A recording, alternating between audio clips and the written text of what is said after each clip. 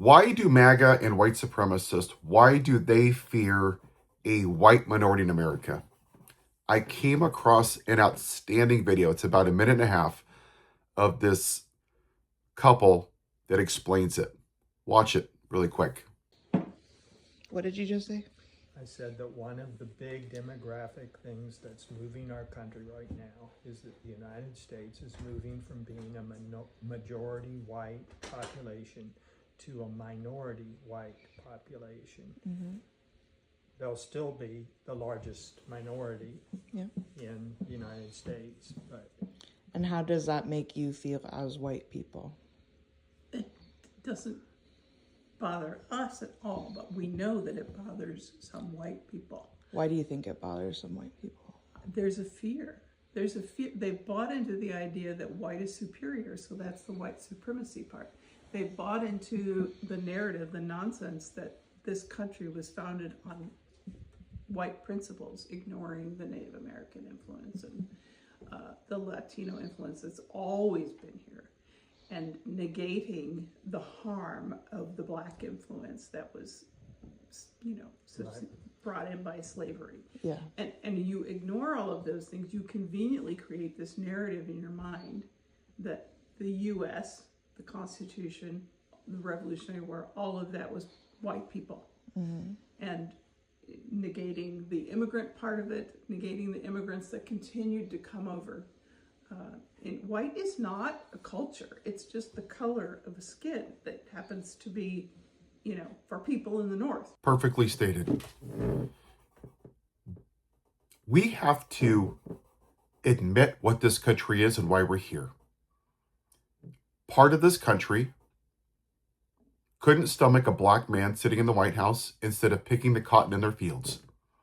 Part of this country wants the outside of the White House to look like the inside of the White House. That's just a fact.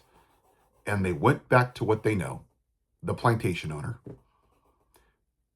LBJ said it best, that this country will vote for the most morally bankrupt white man who's literally stealing your wallet, which he is, over the most qualified black woman. Look at the demographics for Harris. The only demographic that did not vote for Harris as a majority were white people. Go look at the demographics for Zohran Mamdani. The only demographic that didn't vote for him in a majority were white people. You see a trend? Yeah, that's the trend. Go look at J.D. Vance 2 days ago. What did he say about housing prices? Who did he blame? Not rich people, not greed. He blamed immigrants. Yes, the people that are in your fields picking your strawberries and your lettuce, yes, they are destroying the housing market. Yeah, that's exactly who it is. It's the brown people, right? And what did that racist, white supremacist clan leader in the White House that wears diapers and orange makeup, what did he run on? Blame the brown people for everything in your life. Have you seen his cabinet? 50 Shades of White. Have you seen his rich, snobby parties in Mar-a-Lago? 50 Shades of White. White. When you look at the Zohran Mamdani race, again, what do you see from Ted Cruz and Deborah Messing? Anti-Semitic tropes. Calling him a jihadist, which is disgusting because they are disgusting human beings. Andrea Ogles from Arizona posted a video of 9/11 of an airplane crashing into a building because that's who he is. He is a morally bankrupt piece of shit, a Pharisee. That's why we're here. There's a reason they're taking the history out of the Smithsonian for slavery. They don't want actual history. They want white history. Whether we want to admit it or not, this is why we're here. Traditional family values to MAGA means a white kid in a white ice cream shop sitting next to a white cop with a white ice cream server. A black person wasn't even allowed in that restaurant from that iconic photo. Segregation. And that's what part of this country wants. That's what Stephen Miller wants. He was caught on a hot mic saying, we want 100 million white people. That's what this is. And you know why it's happening? It's because there's still too many people that look like me that are white that are still sitting behind their goddamn privilege. because you're worried about upsetting Uncle Bob or your mom or your sister. Well, that's too damn bad. People like Martin Luther King didn't have that luxury of just sitting quiet. Rosa Parks didn't have that luxury. Kaepernick didn't have that luxury. John Lewis didn't have that damn luxury. That is white privilege. That you don't have to address it.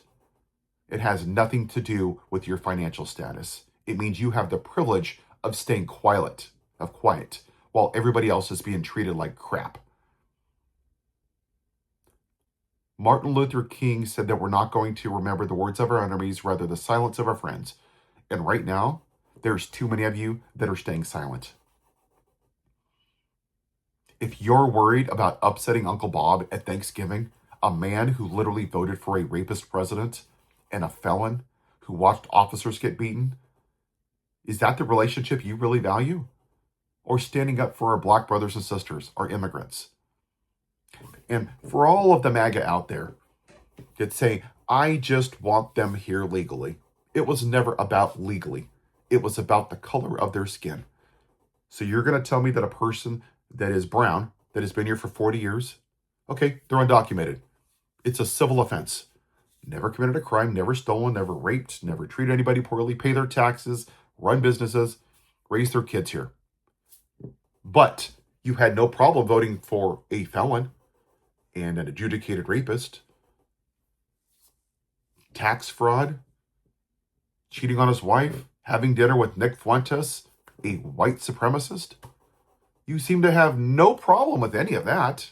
You had no problem with him being on Epstein Island and looking at 15-year-old girls getting undressed because he's white. And that goes to the LBJ quote. This country will vote for the most morally bankrupt piece of garbage white man who's literally stealing your wallet over the most qualified black woman. And that's where we are. Exactly right there. That's what it is. And I saw a clip of Pod Save America where he's debating Simone Sanders as to why Harris lost the election. And I'll make a video about that. But basically, it's another white man trying to be very smart and analytical and make it out to be some, oh, it was this and it was the price of potatoes and eggs. Are the price of goods up right now? Yeah, they are. Oh, just give them 3 years, give them 4 years, give them 2 more years, because it was never about that. And Simone Sanders said it right. No, they wanted the white man. Because when you look at the voting demographics, it proves that she's right. 249 years, we've never had a woman. There was no way they were ever going to vote for not just a woman, for a black woman. And until we come to grips with that, we will never be a great country. And we haven't been, except for white people. So are you going to be on the right side of history or on the white side of history? There is no more silence. You are not innocent. Your silence is complicity. Pick a side. I have.